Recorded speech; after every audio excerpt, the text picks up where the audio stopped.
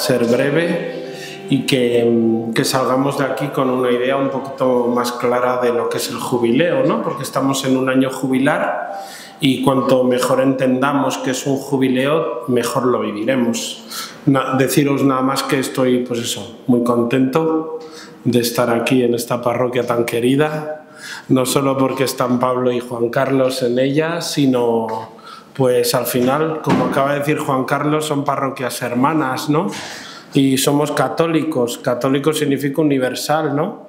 Entonces los límites de unas calles no nos separan, ¿no? Somos hermanos y vamos todos en la misma barca, así que contento de poder aquí echar una mano y compartir con vosotros pues esto que he ido preparando con ilusión, ¿vale? Bueno, el tema que me dio Juan Carlos y que me encargó es el tema del jubileo. Sabéis que estamos en un año jubilar, jubileo de la esperanza, ¿no? Que empezó el día 24 de diciembre con la apertura en el Vaticano de la Puerta Santa por parte del Papa en la Basílica de San Pedro. Luego en las demás diócesis del mundo se ha ido abriendo sucesivamente las distintas Puertas Santas y va a durar un año, ¿vale? Pero vamos a retrotraernos a ver cuál es el origen del jubileo. El jubileo es una palabra, la palabra jubileo, que tiene su origen en la Biblia. Viene del Antiguo Testamento. La palabra jubileo etimológicamente viene de la palabra yobel. La palabra yobel es un cuerno de carnero y es una especie de trompeta, un sonido muy agudo, muy prolongado, con el que se inauguraban en Israel grandes festividades relacionadas con el perdón, principalmente dos. El Año Nuevo judío comenzaba, nosotros tocamos las campanas, comemos las uvas, ¿no? En Israel se daba el inicio a un nuevo año con el sonido de este cuerno de cordero que se llamaba el Yobel. Y había otra festividad judía que también se inauguraba con el sonido del Yobel, que era la festividad del Yom Kippur. Yo no sé hebreo, no sé lo que significa Yom Kippur, pero es una fiesta en la que se celebraba en Israel el perdón de los pecados, la gran perdonanza, ¿no? Entonces estas dos fiestas comenzaban con el sonido del cuerno de cordero, ¿no? Del Yobel. ¿Y de dónde viene el usar este instrumento y no otro? Pues parece ser que el origen viene Génesis 22:11. Génesis 22:11 es la escena del sacrificio de Isaac. El sacrificio de Isaac, como sabéis, el Señor pidió a Abraham que sacrificara a su hijo Isaac. A Abraham esta prueba que el Señor le puso la aceptó, y en el momento en el que subía al monte Moria para ofrecer a su hijo en holocausto, parece ser, dice la tradición judía, que sonó este cuerno y para que Abraham se detuviera y no sacrificara a su hijo Isaac. Y en ese momento se dio cuenta de que había quedado enredado por los cuernos un cordero que era el que tenía que ofrecer en lugar de su hijo. Entonces, en este momento tan importante para el pueblo de Israel, quedó de alguna manera ya vinculado el uso del Yobel, del cuerno. Luego, cuando San Jerónimo tradujo la Biblia en el siglo IV, él le dio otro matiz a la palabra Yobel, que es una palabra hebrea, que es él creó una palabra latina nueva, que es la palabra jubilare, júbilo, y ese matiz de San Jerónimo latino tiene otro matiz, que es un matiz de alegría y de gozo, de júbilo. Es el sonido que los pastores también hacían al llamar a sus rebaños con expresiones de alegría profunda. Bueno, pues entonces tenemos un poco el origen de la palabra en el antiguo Israel, el jubileo. ¿Y de dónde viene? Esta es la palabra, el significado. Ahora vamos a la fiesta, el jubileo en la Biblia. Viene del libro del Levítico. El libro del Levítico capítulo 25, versículos del 8 al 55.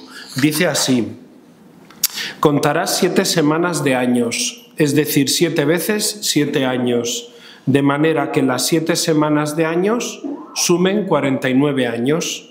Harás resonar el cuerno en el 7º mes, el día 10 del mes, el día de la expiación. Haréis resonar el cuerno por todo el país. Declararéis santo el año 50 y proclamaréis la liberación en el país para todos sus habitantes. Será para vosotros un jubileo.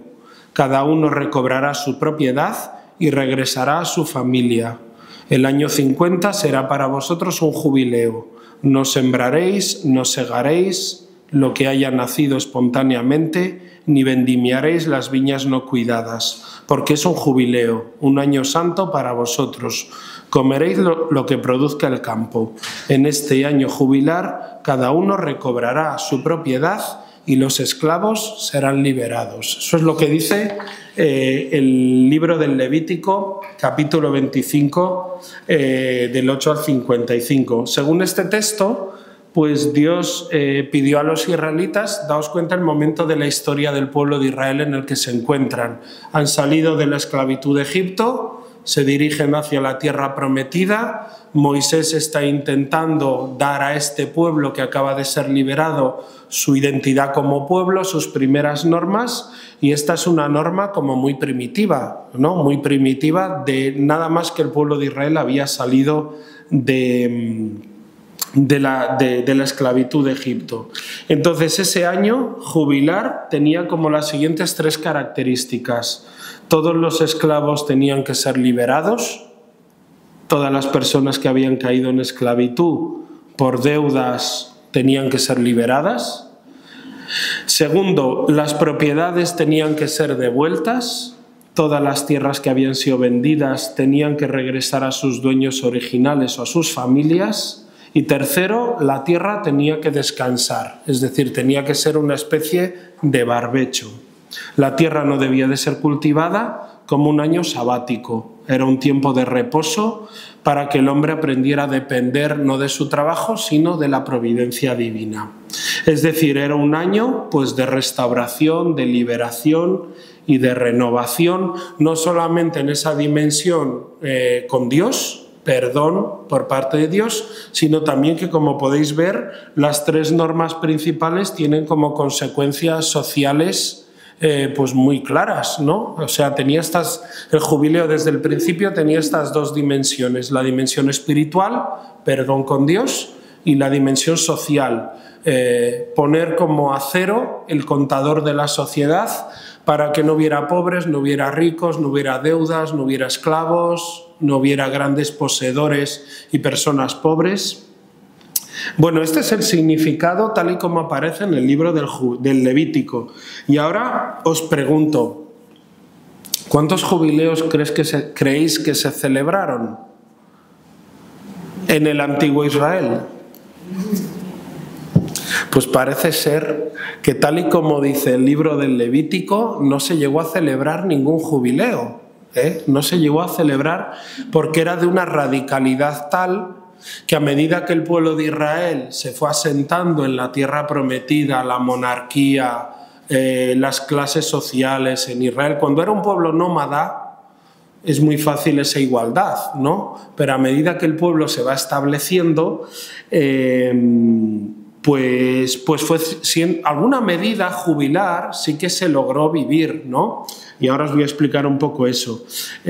No fue posible llevar a cabo esa redistribución de la tierra porque las élites empezaban a acumular terrenos y sobre todo en periodos de la monarquía. Israel siempre, como sabéis, fue un pueblo débil en medio de naciones potentes. Entonces, dividir mucho la tierra no convenía, convenía acumular y ser cada vez una nación más fuerte, ¿no? La liberación de esclavos y la cancelación de deudas tampoco fue nunca una medida generalizada, y lo mismo en épocas de crisis o de invasiones, pues no fue posible aplicar pues las normas jubilares, sobre todo las que tenían un carácter más social, las que tenían un carácter más espiritual, sí. Fijaos que los profetas, el hecho de que no se llegara a aplicar nunca el jubileo, tal y como estaba marcado en el libro de los Números, no significaba que los profetas no recordaran que ese era un ideal que el pueblo de Israel no podía olvidar, ¿no? Que ahí estaba y que, por ejemplo, el profeta Isaías, el profeta Jeremías, hacen referencias continuas a principios jubilares como la liberación de esclavos, es decir, los ideales seguían ahí vigentes en la sociedad israelita como una aspiración, pero no era fácil siempre su cumplimiento. Isaías, por ejemplo, en el capítulo 61, del 1 al 2, habla de proclamar el año de gracia del Señor, ¿no? El año jubilar del Señor. Jeremías 38, del 8 al 17, reprende a Israel por no liberar a los esclavos conforme a las instituciones divinas, lo que muestra pues, que estas leyes estaban ahí, pero no siempre se cumplían. Y con esto llegamos al Nuevo Testamento. En el Nuevo Testamento, en el Evangelio, aparece el jubileo.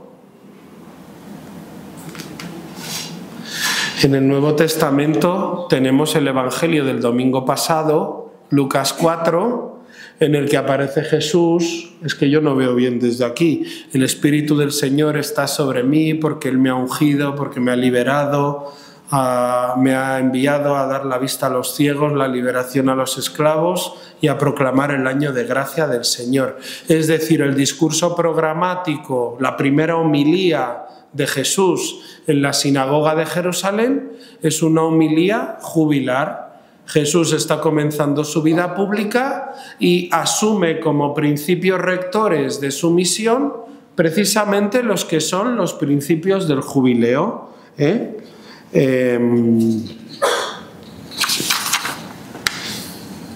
Dice en Lucas 4, 21, hoy se cumple esta escritura que acabáis de oír. Es decir, es curioso, porque en el antiguo Israel el hecho de no poder vivir nunca el jubileo tal y como lo había deseado Moisés no lleva a los israelitas al escepticismo, decir, esto es un ideal demasiado difícil, sino que en el pueblo de Israel se va desarrollando una conciencia que es la siguiente: el jubileo, tal y como lo ha dicho Moisés, solamente el Mesías lo va a poder vivir.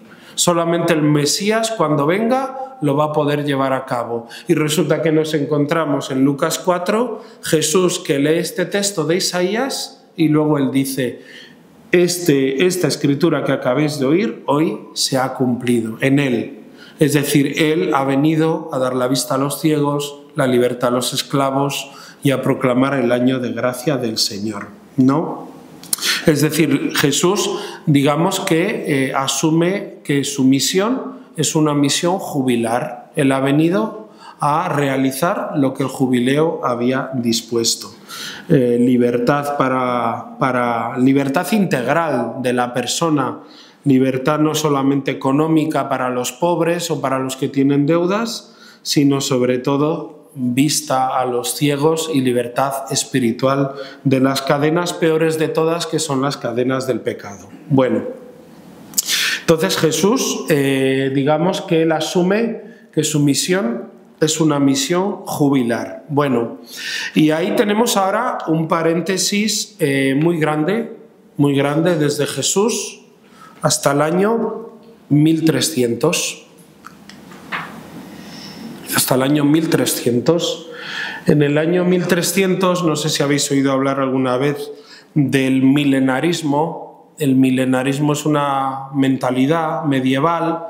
Siempre que estaba a punto de entrar un nuevo siglo, existía la creencia medieval de que se iba a acabar el mundo, ¿no? El milenarismo.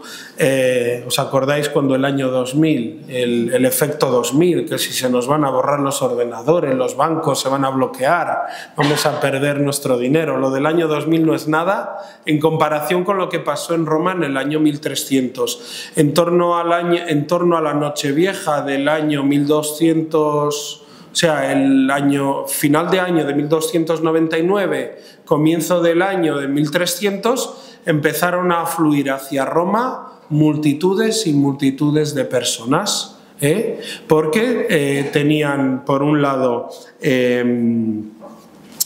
una creencia apocalíptica, que el juicio final ya estaba muy cercano,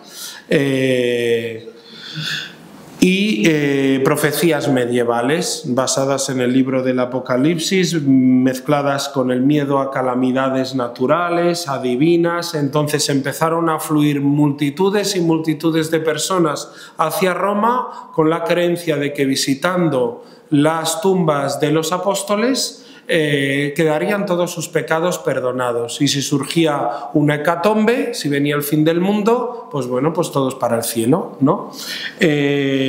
Fijaos, muy curioso, no fue un jubileo oficialmente convocado. Es decir, el Papa, vista la multitud de gente que estaba fluyendo hacia Roma, en febrero del año 1300 convocó oficialmente el jubileo, pero no fue, estas multitudes empezaron a acudir a Roma sin que hubiera una convocatoria oficial de año jubilar. Un cronista de la época que se llamaba Giovanni Villani, describe cómo incontables multitudes llenaban las calles de Roma. Dante, en la Divina Comedia, en el canto 18, dice que las multitudes eran tan numerosas, las multitudes que visitaban las basílicas de San Pedro y San Pablo, que tuvieron que hacer una especie el puente del Castel Sant'Angelo. Si habéis estado en Roma, el puente que tiene los ángeles de Bernini con los símbolos de la Pasión, pues hubo que organizar una fila para ir y otra fila para volver, ¿no? Dice Dante en la Divina Comedia. Y esto pues pilla pues de sorpresa al Papa Bonifacio VIII y a los cardenales. Entonces, en febrero, el día 22 de febrero del año 1300, el Papa no le queda más remedio que tratar de organizar todo esto de la mejor manera posible, de regular todo lo que estaba ocurriendo espontáneamente por un deseo del pueblo, y promulga la bula que convoca el primer jubileo de la historia. La bula se llamaba Antiquorum Habet Fida Relatio. ¿Por qué lo hizo? Pues lo hizo para regularizar el fenómeno. La masiva afluencia de peregrinos requería una organización formal para controlar la situación en Roma, para que hubiera confesores en las basílicas. Afectaba mucho la vida de la ciudad, sus recursos. En aquella época Roma tenía 30.000 habitantes solo. Era un pueblecito más pequeño que Tres Cantos, porque había que satisfacer la demanda espiritual de toda la gente que estaba visitando la Basílica de San Pedro y San Pablo y la tumba de los apóstoles, todos aquellos que cumplieran con ciertos actos penitenciales y confesaran sus pecados recibirían la indulgencia plenaria, que era lo que los fieles querían. Y también esto les sirvió, pero aquí no nos metemos, pues para consolidar la autoridad papal en una época en la que el papado estaba muy en crisis. Curiosamente, tuvo un impacto enorme este primer jubileo. Las indulgencias, las peregrinaciones se convirtieron en una tradición. Primero cada 100 años, después se redujo a cada 50 jubileo y por último cada 25 años. Curiosamente, este primer jubileo del año 1300 no era algo absolutamente novedoso. Había antecedentes en la Iglesia. Primer antecedente que os resultará bastante familiar, el jubileo compostelano, Santiago de Compostela. El Camino de Santiago llevaba ya bastantes años existiendo. En el año 1122 se convocó por primera vez el Año Santo Jacobeo, el Papa Calixto II. Todos los peregrinos, lo sabéis, que acudieran a Santiago de Compostela en peregrinación tendrían la indulgencia plenaria de todos sus pecados, cumpliendo una serie de condiciones, siempre que el día 25 de julio, festividad de Santiago, caiga en domingo. Es decir, 1122, 180 años antes de este primer jubileo. Luego, en el año 1216, San Francisco de Asís, en la Porciúncula, una pequeña iglesia, seguramente conocéis la historia de San Francisco de Asís. Francisco, restaura mi iglesia. Francisco pensó que el Señor le estaba pidiendo que hiciera de albañil y que restaurara una ermita en ruinas, pero la petición del Señor iba mucho más allá. Se refería a restaurar una iglesia que estaba muy en crisis, restaurarla moralmente, espiritualmente. Entonces San Francisco de Asís, en 1216, obtuvo del Papa Honorio II un privilegio: quienes visitaran la iglesia de la Porciúncula los días 1 y 2 de agosto y cumplieran ciertas condiciones, recibirían el perdón total de sus pecados. Luego hubo otro jubileo en el año 1294, 6 años antes de este, del Papa Celestino V. El Papa Celestino V era un monje que fue elegido papa y duró solamente 1 año y medio en el papado, no pudo más. El pobre hombre dimitió.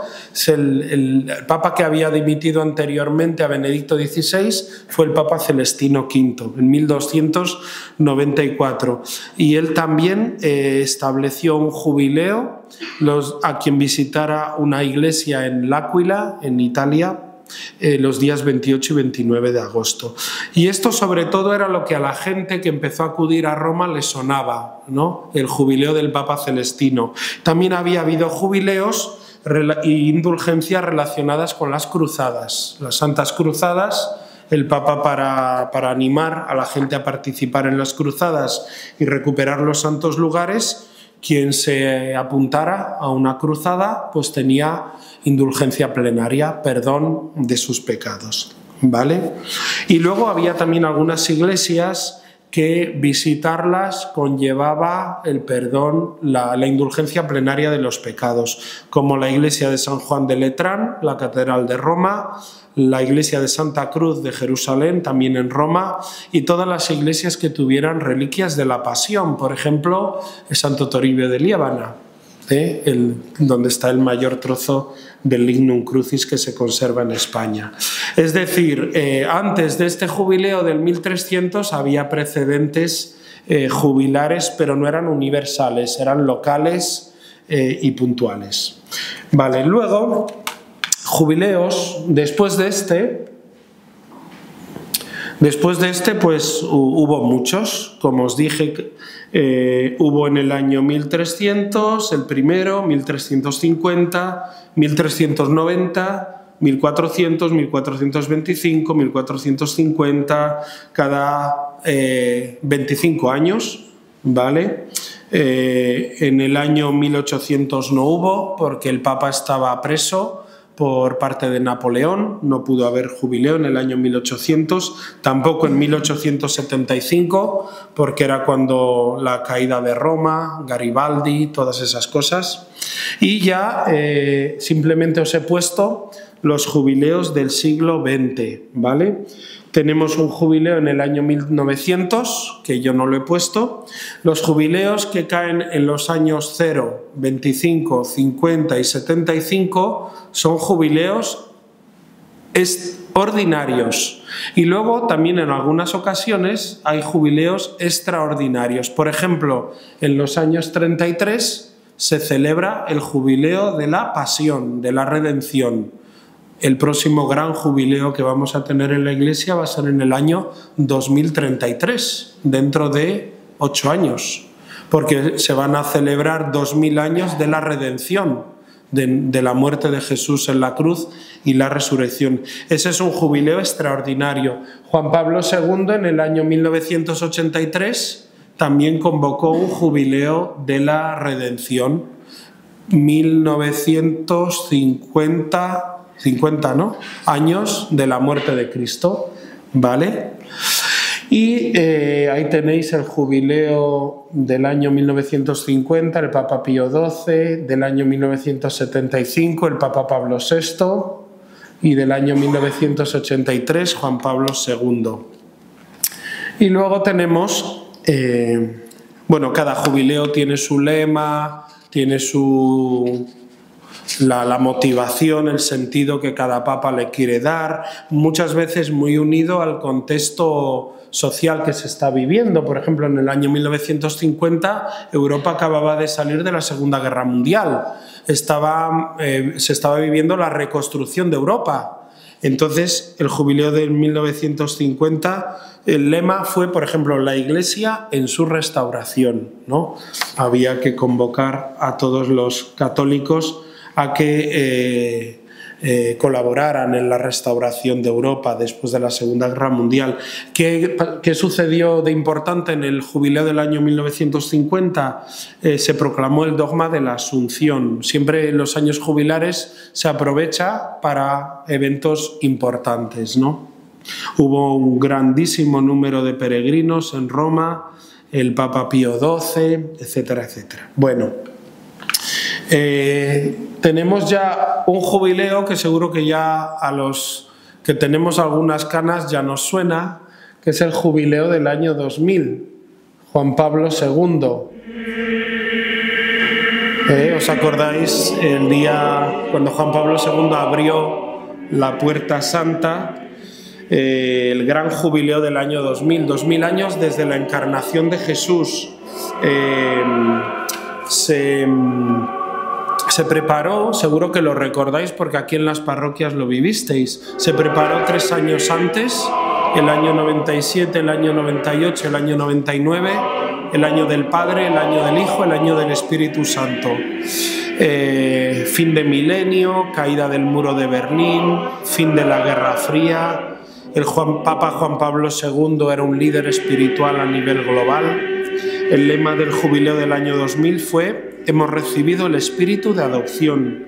Y el Papa aprovechó para que fuera un año de memoria y un año de reconciliación. Si os acordáis, es cuando el Papa Juan Pablo II, en una ceremonia en febrero del año 2000, pidió perdón oficialmente por los pecados de la Iglesia. A veces toda esa leyenda negra, las cruzadas, la Inquisición. El Papa Juan Pablo II, no sé si fue el día 6 de febrero, os animo a que vayáis y lo busquéis. Hay un crucifijo en Roma muy bonito, que es el de la iglesia de San Marcelo, crucifijo del año 1400 impresionante. Le llevó a San Pedro y delante de ese crucifijo el Papa, con un alba y una estola morada, pues pidió perdón por todos los pecados de la iglesia a lo largo de esos 2000 años. Seguro que estuvimos en Roma en el año 2000. ¿Alguien estuvo? En el jubileo de los jóvenes en Tor Vergata. Nadie estuvo. Yo no estaba en el seminario, pero no pude ir. Bueno,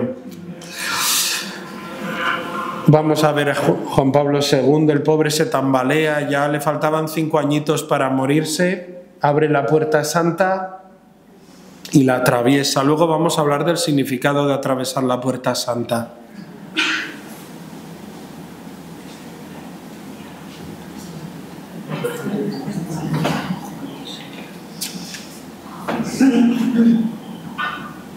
Da 3 golpes.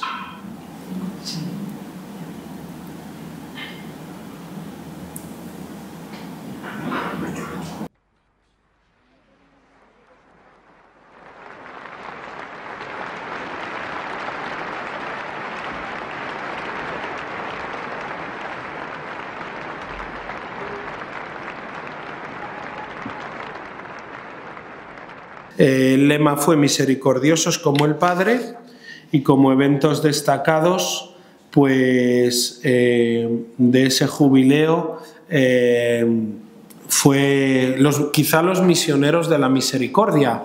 El Papa creó una figura que eran los misioneros de la misericordia, que eran sacerdotes especialmente nombrados en lugares de dolor, de sufrimiento, para mostrar ese rostro misericordioso del cristianismo, del Evangelio.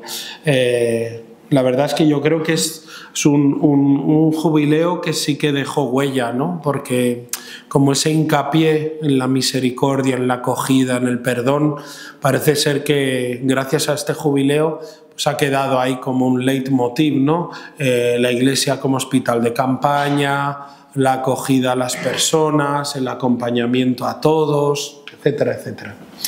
Ese año es que no veo bien, se canonizó a Madre Teresa de Calcuta y acudieron pues 21 millones de peregrinos a Roma. Fue bastante seguido, ¿no? Ay, en ese sí que estuve yo en Roma ganando el jubileo. Yo estaba en aquella época en Carrión de los Condes, en el Camino de Santiago, y nos convocaron para celebrar el jubileo de los santuarios. Entonces, todas las personas que estábamos en santuarios y en lugares de peregrinación fuimos convocados. Era invierno, yo no sé si era enero o febrero, y siempre todas las personas ganan el jubileo, pero al mismo tiempo hay una serie de charlas, de ponencias, pues para ayudar a todos los que estábamos en santuarios o lugares de misericordia a intentar que nuestro santuario o ermita, iglesia, realmente fueran lugares acogedores de misericordia. Y luego ya tenemos el de este año, ya nos vamos acercando a lo que nos interesa. Me parecía importante poner todo este contexto pues para entender un poco el significado, ¿no? Y lo más llamativo de este año jubilar a mí me parece que es el lema que el Papa Francisco le ha querido dar, Jubileo de la Esperanza, es decir, nosotros podemos estar más o menos de acuerdo con muchas veces con las cosas que vienen, los documentos que vienen del Vaticano, pero normalmente cuando desde la Iglesia se propone algo es por un motivo de mucho peso. Es decir, el Papa y todos aquellos que le han ayudado a redactar la bula de convocatoria del jubileo se han dado cuenta que en nuestra sociedad en este momento hay una crisis fuerte de esperanza. Fijaos, en el año 2015 la urgencia no era esa, era la misericordia, pero a día de hoy hay una crisis fuerte de esperanza, sobre todo en los países occidentales. Fijaos, hay una crisis de esperanza a nivel cultural, por el relativismo moral, por la crisis de los valores tradicionales. Esto ha generado un vacío en muchísimas personas. Las certezas que antes parecían firmes y sólidas, pues hoy parece que se están derrumbando, ¿no? Sobre todo para las generaciones más jóvenes, ¿no? Y en lugar no hay otras certezas, sino en lugar de esas certezas que se desmoronan, lo que hay es duda y desorientación. A nivel sociológico también hay una crisis de esperanza, la soledad, el aislamiento, el individualismo, tantas personas viviendo solas, sobre todo en las grandes ciudades. A nivel de internet, redes sociales, tenemos relaciones virtuales, pero cada vez son más raras las relaciones personales, directas, de tú a tú, tocando a la otra persona, ¿no? Esto hace que las personas tengan esa sensación de no vinculación, de no pertenecer a ningún sitio, de encontrarse solas.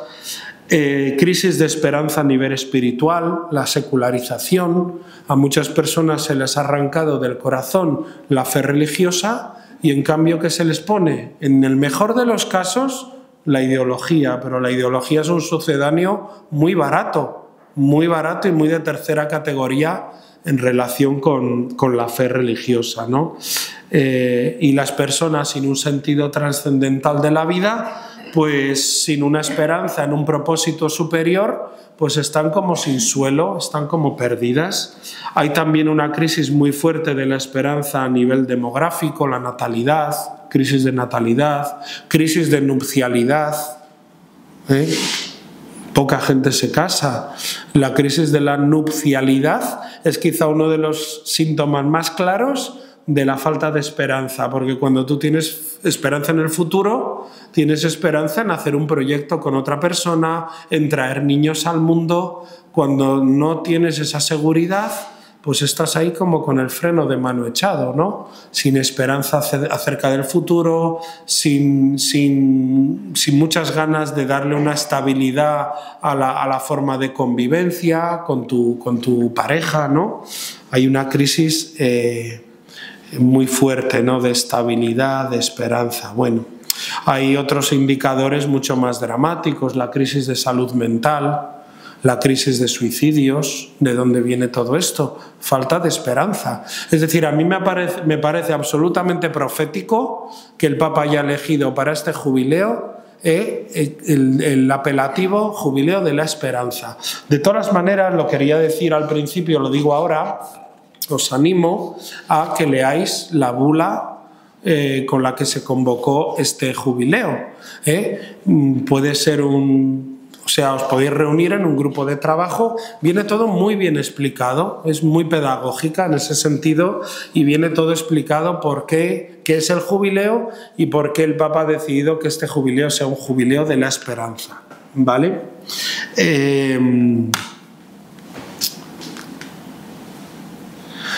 La esperanza como virtud teologal. Bueno, aquí yo no me voy a detener porque esto lo tenéis claro. Las tres virtudes teologales, fe, esperanza y caridad.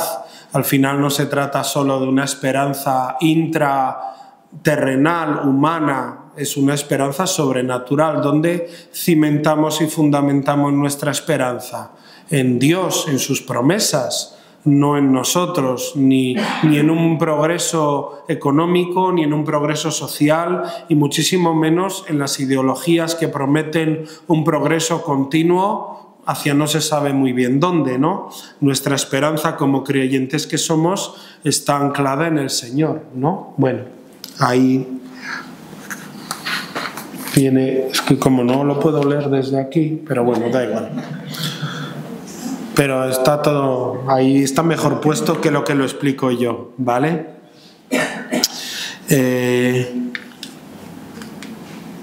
La bula, vamos ya a cuestiones más concretas. La bula jubilar. La bula es el documento con el que se convoca el jubileo. Este documento, esta bula jubilar del jubileo de la esperanza se llama Spes non confundit, la esperanza no defrauda. ¿Por qué se llama bula? Porque el sello con el que se sellaban estos documentos se llamaba bolla, ¿no? Bolla, una vez que el Papa lo firmaba, se sellaba y por eso ya ha quedado con el nombre del sello el nombre del documento, la bula jubilar. ¿Vale? Este se llama Spes non confundit, se publicó creo que en el mes de mayo del año 24, si no me equivoco. Ahí viene todo explicado, leerlo. La esperanza, que es un deseo que está muy arraigado en el corazón del hombre. Todo hombre necesita motivos para esperar. Necesitamos mirar el futuro y mirarlo con ilusión, despertarnos por la mañana y saber por qué nos despertamos. Cuando una persona pues no puede mirar el futuro con esperanza, con seguridad, pues entra en una situación pues complicada de su vida, ¿no? Cuando una persona cae en paro, cuando una persona está enferma, cuando una persona vive una situación de muchísima incertidumbre. Entonces, en esta bula se hace referencia a situaciones donde la esperanza hoy día está puesta en tela de juicio, está en crisis. Las situaciones de guerra, la situación de crisis demográfica y de natalidad, sobre todo en Occidente, la situación de los presos, de los enfermos, la situación de los jóvenes, hace una referencia muy bonita a cómo hoy los jóvenes son uno de los grupos que más sufren esta falta de esperanza en el futuro, y la situación de los inmigrantes, de los ancianos y de los pobres. Os recomiendo, estos son los números donde aparecen todas estas situaciones, os recomiendo que que lo leáis, ¿vale? La apertura de la Puerta Santa.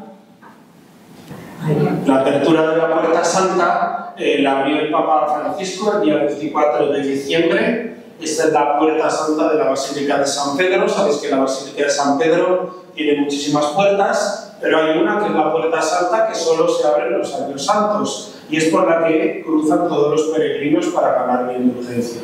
Luego explicaremos lo que significa cruzar la Puerta Santa. Es decir, cruzar la Puerta Santa tiene este significado simbólico de pasar por un lugar que es estrecho, dejar atrás lo que cada uno tenga que dejar atrás y hacia adelante entrar en una vida nueva en Cristo. Tiene también una simbología bautismal, una simbología también como de nueva vida. Igual que cuando nacemos, pasamos cuando nacemos por parte de nuestra madre, pasamos por ese canal estrecho que nos conduce hacia una nueva vida. De la misma manera, muchas veces el creyente a lo largo de su vida tiene también que pasar por la puerta estrecha que es Cristo para dejar atrás la vida antigua y para entrar en la vida nueva en la Iglesia. Bueno, dejas atrás lo profano, entras en lo que es lo sagrado. Todo jubileo tiene que implicar un poquito de peregrinación, es decir, tiene que haber este elemento de fatiga, de esfuerzo. No puede ser salir de la Boca del metro, cruzar la Puerta Santa, aparcar ahí a la puerta. Ganar el jubileo implica una pequeña dosis de esfuerzo, de sacrificio, de peregrinación, de fatiga, ¿no? Yo voy a ir en abril con los adolescentes a ganar el jubileo de adolescentes y canonización de Carlo Acutis, y están los niños, los de primero, segundo, tercero de ESO, emocionados. ¡Ay, qué maravilla, Roma! Vamos a echarnos un novio inglés. Digo, oyes, peregrinación, fatiga, vamos a dormir en el suelo, vamos a aguantar colas, vamos a pasar calor, vamos a pasar sed, vamos a pasar hambre. Eso es el jubileo, no es me voy a echar un novio inglés, ¿vale? Bueno, tercer elemento jubilar, hay que cruzar la Puerta Santa. Cuarto elemento jubilar, hay que hacer profesión de fe, el credo. Quinto elemento jubilar, reconciliación sacramental de los pecados, hay que confesarse. Sexto elemento jubilar, la liturgia, puede ser la Eucaristía, puede ser una celebración de la palabra, puede ser el rezo del Santo Rosario. Aquí es bastante flexible la Iglesia. La oración por las intenciones del Papa.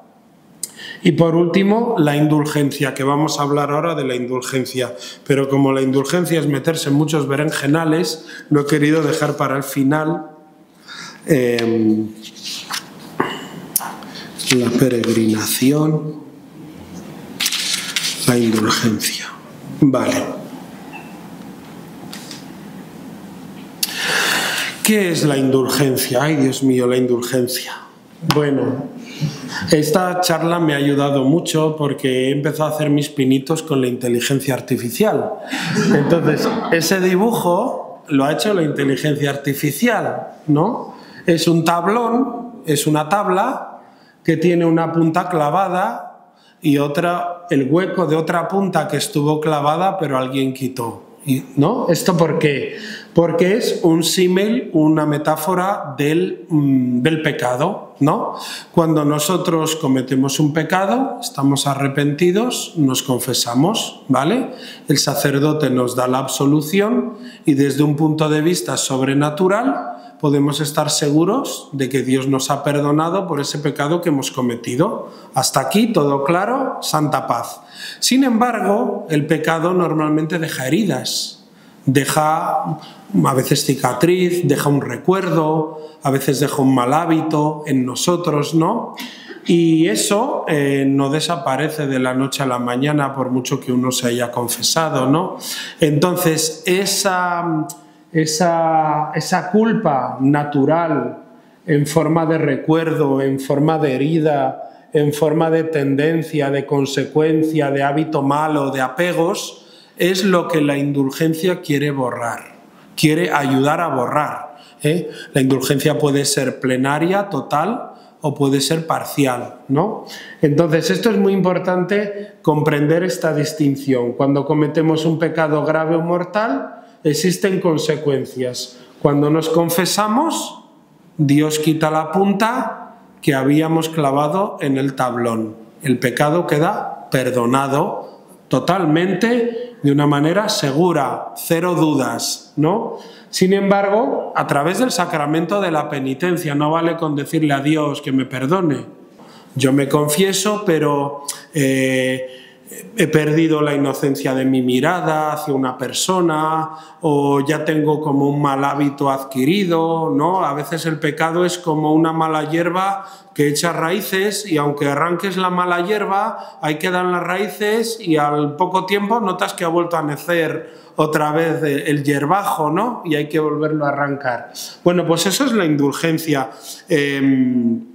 Teológicamente, tengo aquí para leeros, porque es un concepto un poco controvertido. Sabéis que Lutero, precisamente la Reforma Protestante de Lutero, fue una reacción contra un abuso de todo el tema de las indulgencias. En el año 1500, la antigua Basílica de San Pedro medieval se había caído. El Papa quería construir la actual Basílica de San Pedro y pensó, ¿cómo podemos financiar la construcción de la nueva Basílica de San Pedro? Pues vamos a vender indulgencias. Y entonces Lutero dijo, no, el perdón de Dios es una cosa muchísimo más seria.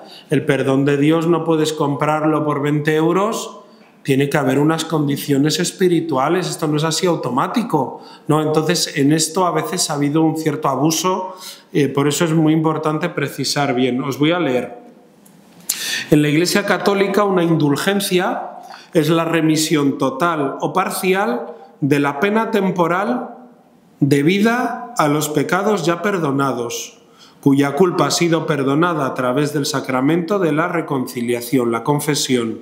La indulgencia no perdona el pecado en sí mismo, sino la pena que queda como consecuencia del pecado, es decir, el castigo temporal que sigue al perdón de la culpa. Os voy a poner un ejemplo. Un padre que castiga a su hijo, que ha traído 4 suspensos, sin salir. El padre y el hijo tienen un diálogo. Vale, hijo, bueno, lo voy a intentar, me voy a esforzar más pero para la siguiente evaluación, pero este mes estás castigado sin salir. El padre ya le ha perdonado, pero el hijo tiene todavía que cumplir el castigo, ¿no? Entonces la indulgencia sería el perdón también de ese castigo, no solamente la reconciliación del hijo con el padre, sino también el perdón de ese castigo que era fruto del pecado cometido. Vale, pues te dejo salir todos los sábados con tus amigos, ¿vale? Bueno.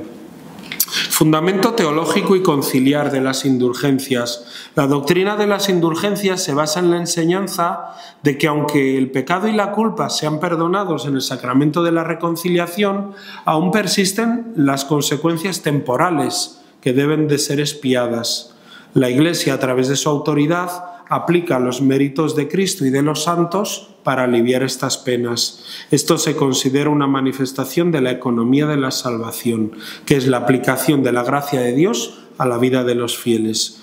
El Concilio de Trento abordó este tema en la sesión 25 en respuesta a los abusos que habían surgido en su concesión.